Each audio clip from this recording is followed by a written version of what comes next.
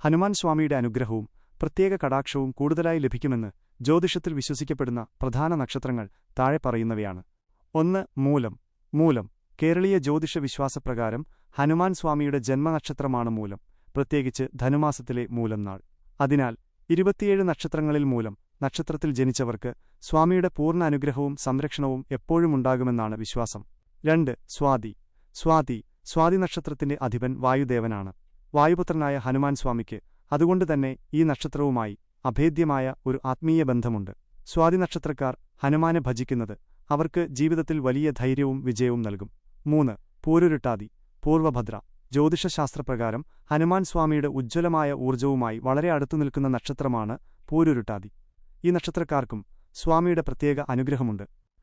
രാശികളുടെ അടിസ്ഥാനത്തിൽ നക്ഷത്രങ്ങൾക്ക് പുറമെ ചില പ്രത്യേക രാശിക്കാർക്കും ഹനുമാൻ സ്വാമിയുടെ സവിശേഷമായ അനുഗ്രഹം എപ്പോഴുമുണ്ടാകാറുണ്ട്. മേടം, വൃശ്ചികം. ഈ രാശികളുടെ അധിപൻ ചൊവ്വയാണ്. ചൊവ്വാദോഷമുള്ളവരും ഈ രാശിക്കാരും ഹനുമാനെ ഭജിക്കുന്നത് തടസ്സങ്ങൾ മാറാനും ഊർജ്ജസ്വലത ലഭിക്കാനും സഹായിക്കും. മകരം, കുംഭം. ഈ രാശികളുടെ അധിപൻ ശനിയാണ്. ഏഴരശനി, കണ്ടകശനി തുടങ്ങിയ ശനിദോഷങ്ങളെ ഇല്ലാതാക്കാനും ദുരിതങ്ങൾ അകറ്റാനും ഈ രാശിക്കാർ ഹനുമാനെ ശരണം പ്രാപിക്കുന്നത് ഏറ്റവും ഉത്തമമാണ്.